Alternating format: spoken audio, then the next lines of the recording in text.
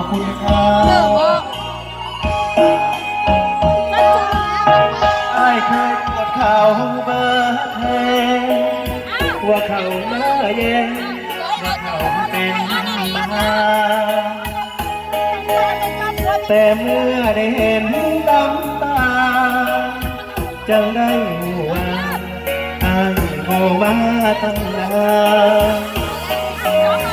ที่แท้ก็เป็นเรื่องกันทิ้งกันงานแท่น้องใจอีกคนขอบคุณแม่บางครับแล้วคำว่ากันขอบคุณครับมือนั้นมันเหียทิ้งสาแล้วคนที่ว่าขอบคุณครับมือนี้หัวใจเอาใครมาบนแค่บ่มีแห้งหายใจลาลอยไปทั้งตัวตน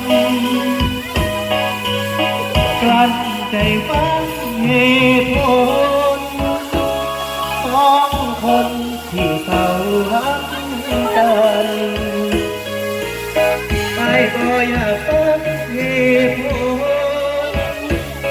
ของคนที่เศร้ารักกันขอบคุณเจ้าเราน้ำใจนะครับ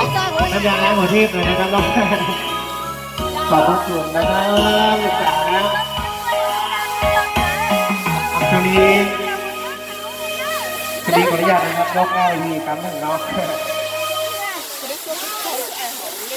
ขอบคุณครับช่วงนี้พบกับพิธีกรบนทีก็แล้วกันนะ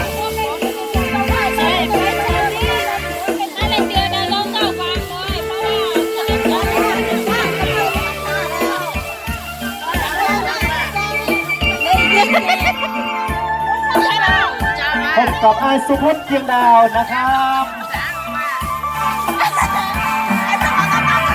เลิกมองดูฟ้า